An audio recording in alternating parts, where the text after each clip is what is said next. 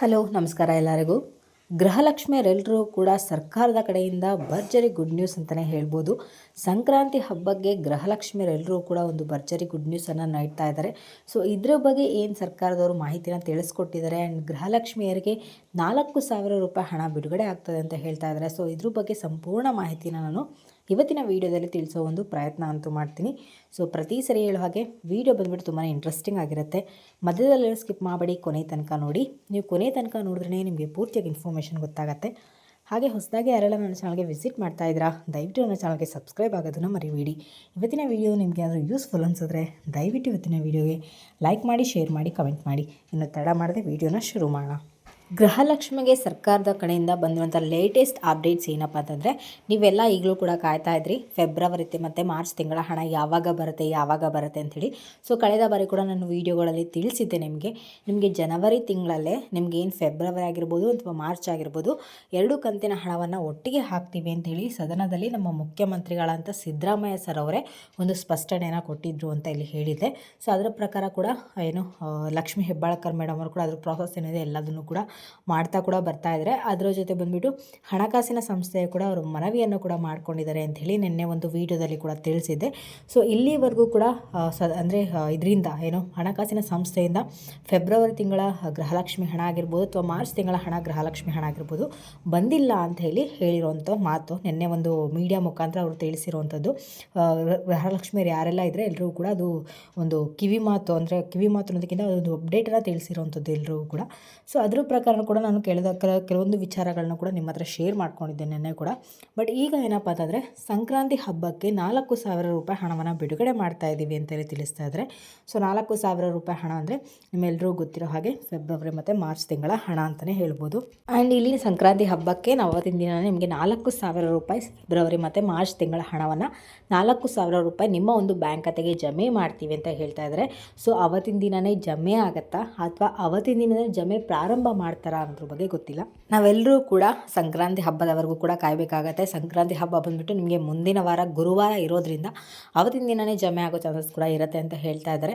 So ಆ ಒಂದು ಟೈಮ್ವರೆಗೂ ಕೂಡ ನಾವೆಲ್ಲ ಕಾದಿದ್ರೆ ನಮಗೆ ಗೊತ್ತಾಗುತ್ತೆ ಗೃಹಲಕ್ಷ್ಮಿ ಹಣ ಫೆಬ್ರವರಿ ಮತ್ತು ಮಾರ್ಚ್ ತಿಂಗಳ ಹಣ ಜಮೆ ಆಗುತ್ತಾ ಇಲ್ವಾ ಅಂಥೇಳಿ. ಆ್ಯಂಡ್ ಗೃಹಲಕ್ಷ್ಮಿ 25ನೇ ಕಂತಿನ ಹಣದ ಬಗ್ಗೆ ಮಾತಾಡಿದ್ರೆ, ಈಗಾಗಲೇ ಕೆಲವೊಂದು ಕಡೆ ಗೃಹಲಕ್ಷ್ಮಿ 25ನೇ ಕಂತಿನ ಹಣ ಆ ಜಿಲ್ಲೆಗಳಿಗೆ ಬಿಡುಗಡೆ ಆಗ್ತಿದೆ, ಈ ಜಿಲ್ಲೆಗಳಿಗೆ ಬಿಡುಗಡೆ ಆಗ್ತಿದೆ ಅಂದರೆ ಸಾಕಷ್ಟು ವೀಡಿಯೋಗಳು ಹರಡ್ತಾ ಇದೆ. ಆ್ಯಂಡ್ ನನ್ನ ಪ್ರಕಾರ ಹೇಳೋದಂದರೆ ಇನ್ನೂ ಕೂಡ ಗೃಹಲಕ್ಷ್ಮಿ 25ನೇ ಕಂತಿನ ಹಣ ಬಿಡುಗಡೆನೇ ಆಗಿಲ್ಲ.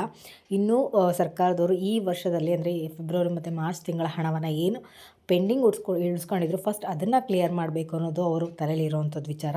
ಸೊ ಹಾಗಿಬಿಟ್ಟು ಫಸ್ಟ್ ಅದ್ರ ಬಗ್ಗೆ ಅವರು ಗಮನವನ್ನು ಕೊಡ್ತಾ ಇದ್ದಾರೆ. ಸೊ ನಿಮಗೆ ಗೃಹಲಕ್ಷ್ಮಿ 25ನೇ ಕಂತಿನ ಹಣ ನಾನು ಮುಂಚೆನೇ ಹೇಳಿದಾಗೆ ನಿಮಗೆ ಗೃಹಲಕ್ಷ್ಮಿ 25ನೇ ಕಂತಿನ ಹಣ ಖಂಡಿತವಾಗ್ಲೂ ಕೂಡ ಬರುತ್ತೆ, ಆದರೆ ಈ ತಿಂಗಳಲ್ಲ.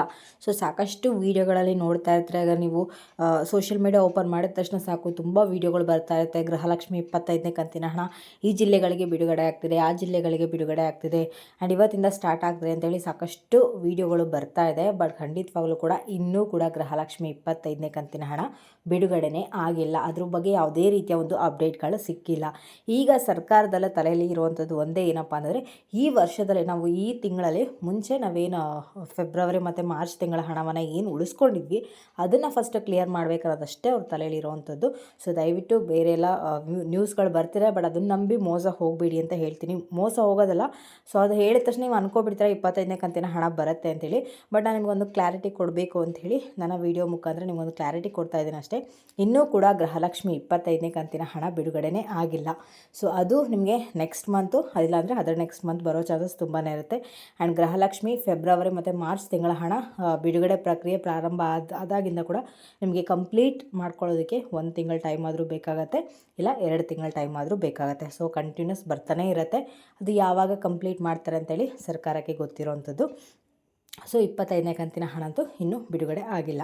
ಸೊ ಸಂಕ್ರಾಂತಿ ಹಬ್ಬಕ್ಕೆ ನಾವು ವೇಟ್ ಮಾಡಬೇಕಾಗಿದೆ. ಖಂಡಿತವಾಗ್ಲೂ ಕೂಡ ನಮಗೆ 4,000 ರೂಪಾಯಿ ಹಣ ಜಮೆ ಮಾಡ್ತಾರಾ ಅಥವಾ ಅವರೊಂದು ಹೇಳಿರೋ ಮಾತಿನ ಪ್ರಕಾರ ಅವ್ರು ನಡ್ಕೊಳ್ತಾರಾ ಇಲ್ವಾ, ಅಥವಾ ಸುಳ್ಳು ಹೇಳಿ ಈ ಸರಿನೂ ಕೂಡ ಯಾಮರ್ಸಿದ್ರಾ ಅಂತೇಳಿ ನಾವೆಲ್ಲ ಕಾದು ನೋಡಬೇಕಾಗಿದೆ ಅಷ್ಟೇ.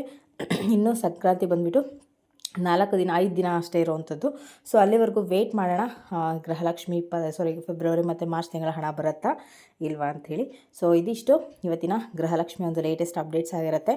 ನಿಮಗೇನಾದರೂ ಇವತ್ತಿನ ವೀಡಿಯೋ ಇಷ್ಟ ಆಯಿತು ಅಂದರೆ ದಯವಿಟ್ಟು ನನ್ನ ಚಾನಲ್ಗೆ ಸಬ್ಸ್ಕ್ರೈಬ್ ಆಗೋದನ್ನು ಮರಿಬೇಡಿ. ಇವತ್ತಿನ ವೀಡಿಯೋ ನಿಮಗೇನಾದರೂ ಯೂಸ್ಫುಲ್ ಅನಿಸಿದ್ರೆ ದಯವಿಟ್ಟು ಇವತ್ತಿನ ವೀಡಿಯೋಗೆ ಲೈಕ್ ಮಾಡಿ, ಶೇರ್ ಮಾಡಿ, ಕಮೆಂಟ್ ಮಾಡಿ.